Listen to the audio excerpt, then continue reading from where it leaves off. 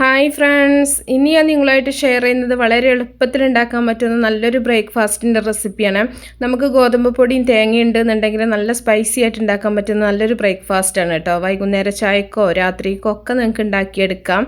അപ്പോൾ അതിനാദ്യമായിട്ട് വേണ്ടത് നമ്മളൊരു പാത്രത്തിൽ കുറച്ച് ഗോതമ്പ് പൊടി എടുത്ത് വെച്ചിട്ടുണ്ട്. അളന്നെടുക്കേണ്ട ആവശ്യമില്ല. ഇതിലേക്ക് ഒരു ചെറിയ സവാള അതുപോലെ കുറച്ച് കറിവേപ്പില അരിഞ്ഞതും കൂടെ ഇട്ട് കൊടുക്കുന്നുണ്ട്. ഇനി ആവശ്യത്തിനുള്ള ഉപ്പും കൂടെ ചേർത്ത് കൊടുക്കുക. അതുപോലെ നിങ്ങൾക്ക് എരിവിന് ആവശ്യമായിട്ടുള്ള മുളക് പൊടിയും കൂടെ ചേർക്കുക കേട്ടോ. പൊടി അളന്നെടുക്കേണ്ട ആവശ്യമില്ല, അതുകൊണ്ടാണ് പൊടിയുടെ അളവ് പറയാത്തത്. ഏത് അളവിലും നമുക്കിത് ചെയ്യാം. ഇനി നല്ലപോലെ ഒന്ന് മിക്സ് ചെയ്തെടുക്കുക. എന്നിട്ട് നമ്മൾ സാധാരണ പച്ചവെള്ളം ഒഴിച്ചിട്ട് നമുക്കിത് ഒന്ന് കലക്കിയെടുക്കണം.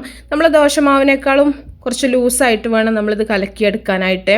നമുക്കൊരു പാനിലൊക്കെ ഒഴിച്ചിട്ടുണ്ടെന്നുണ്ടെങ്കിൽ ചുറ്റിച്ചെടുക്കാൻ പാകത്തിന് അത്രയും ലൂസായിട്ട് വേണം കേട്ടോ. അപ്പോൾ കുറേശ്ശെ വെള്ളം ഒഴിച്ചിട്ട് നല്ലപോലെ ഒന്ന് മിക്സ് ചെയ്തെടുത്താൽ മതി.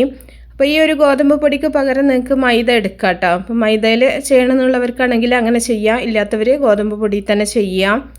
ഇനി ഇത് നമുക്ക് കുറേശ്ശെ വെള്ളം ഒഴിച്ചിട്ട് കട്ടിയൊന്നും ഇല്ലാണ്ട് നല്ല പോലെ കലക്കിയെടുക്കുക. അപ്പോൾ നമുക്കിത് മാവ് റെസ്റ്റ് ചെയ്യാനൊന്നും വെക്കേണ്ട ആവശ്യമില്ല കേട്ടോ. ഈ ഒരു പാകത്തിന് കലക്കിയെടുത്തിട്ടുണ്ട്. ഇനി ഇത് നമുക്കിതൊരു സൈഡിലേക്ക് മാറ്റി വെക്കാം. ഇനി ഇതിലേക്ക് ആവശ്യത്തിന് നമുക്ക് കുറച്ച് ചമ്മന്തി ഉണ്ടാക്കണം. തേങ്ങ, അതുപോലെ മുളക്, അതുപോലെ ഉപ്പ് ഇട്ടോ, ഇത്രയും മതി. ഏത് രീതിയിൽ വേണമെങ്കിലും നിങ്ങൾക്ക് ഇതിലേക്കുള്ള ചമ്മന്തി റെഡിയാക്കി എടുക്കാം. നിങ്ങളുടെ ഫേവറേറ്റ് ആയിട്ടുള്ള ഏത് രീതിയിലും ചമ്മന്തി ഉണ്ടാക്കിയെടുക്കാം കേട്ടോ. ഞാനിവിടെ തേങ്ങയും മുളകും ഉപ്പും കൂടെ മാത്രം ചതച്ചെടുത്തിട്ടുള്ളതാണ്. അപ്പോൾ നിങ്ങൾക്ക് പച്ചമുളക് ചേർത്തിട്ട് അങ്ങനെയാണെങ്കിൽ അങ്ങനെ ചെയ്യാം, വെള്ള ചമ്മന്തി ആയിട്ട് അങ്ങനെ വേണമെങ്കിൽ അങ്ങനെ ചെയ്യാം.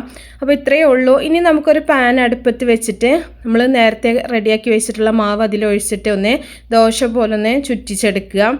അപ്പോൾ കുറച്ച് ലൂസായിട്ടുള്ള മാവ് വേണമെന്ന് പറയുന്നതാണ് കേട്ടോ. നമ്മൾ പാനിൽ ഒഴിച്ച് കഴിഞ്ഞാൽ ഇങ്ങനെ ചുറ്റിച്ചെടുക്കാൻ പറ്റണം. ഒരു ഭാഗം ഒന്ന് നമ്മൾ വെന്ത് വരുന്ന സമയത്ത് ഇതൊന്നേ തിരിച്ചിട്ട് കൊടുക്കുക. തിരിച്ചിട്ടതിന് ശേഷം നമ്മളിതിൻ്റെ മുകളിലായിട്ട് നമ്മൾ നേരത്തെ റെഡിയാക്കി വെച്ചിട്ടുള്ള ചമ്മന്തി ഇട്ട് കൊടുക്കുക. അപ്പോൾ ചമ്മന്തി പുളിയൊക്കെ ചേർത്തിട്ട് അങ്ങനെ വേണമെങ്കിൽ നിങ്ങൾക്ക് ഉണ്ടാക്കിയെടുക്കാം. നല്ല എരിവ് കൂട്ടിയിട്ട് വേണമെങ്കിൽ അങ്ങനെയൊക്കെ ഉണ്ടാക്കിയെടുക്കാം കേട്ടോ. അതാണ് ഞാൻ പറഞ്ഞ സ്പൈസി ആയിട്ട് നിങ്ങൾക്ക് കഴിക്കാൻ പറ്റുന്നത്. അപ്പോൾ ചമ്മന്തി ഇട്ടിട്ടതിന് ശേഷം നമ്മളിതുപോലെ 4 ഭാഗത്തുനിന്നും ഇതുപോലെ ഒന്ന് മടക്കി കൊടുക്കുക. അപ്പോൾ ചട്ടിയിൽ വെച്ചിട്ട് ഇങ്ങനെ മടക്കിയെടുക്കാൻ ബുദ്ധിമുട്ടുള്ളവരാണെന്നുണ്ടെങ്കിൽ ആദ്യം ദോശ പോലെ ചുട്ടെടുത്തിട്ട് ഒരു പ്ലേറ്റിൽ വെച്ചിട്ട് ഒന്ന് ഇതുപോലെ ചമ്മന്തി നിറച്ചിട്ടൊന്ന് മടക്കിയെടുത്തതിന് ശേഷം വീണ്ടും നമ്മൾ പാനിലിട്ടിട്ട് ഒന്ന് അങ്ങോട്ട് മൊരിയിച്ചെടുത്താൽ മതി.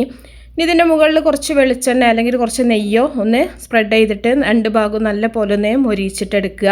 അപ്പോൾ നെയ്യൊക്കെ ചേർത്തിട്ട് ചെയ്യുകയാണെന്നുണ്ടെങ്കിൽ കുറച്ചും കൂടെ നല്ല ടേസ്റ്റാണ്. ഇല്ലെങ്കിൽ വെളിച്ചെണ്ണ ചേർത്തിട്ട് ഇതുപോലെ ചുട്ടെടുത്താൽ മതി. അപ്പോൾ നല്ല ടേസ്റ്റി ആയിട്ടുള്ള എളുപ്പത്തിൽ ഉണ്ടാക്കാൻ പറ്റുന്നൊരു ബ്രേക്ക്ഫാസ്റ്റാണ്. അപ്പോൾ പ്രത്യേകിച്ച് കറികളുടെ ഒന്നും ആവശ്യമില്ല, ചായയുടെ കൂടെ നമുക്ക് സൂപ്പറായിട്ട് കഴിക്കാൻ പറ്റും. അപ്പോൾ എല്ലാവരും ഉണ്ടാക്കി നോക്കുക. ഇഷ്ടപ്പെട്ടാൽ തീർച്ചയായിട്ടും ലൈക്ക് ചെയ്യുക, അതുപോലെ ഷെയർ ചെയ്യാം. അപ്പോൾ നല്ല റെസിപ്പികളൊക്കെ ആയിട്ട് നമുക്ക് അടുത്തൊരു വീഡിയോയിൽ കാണാം. ഓക്കേ.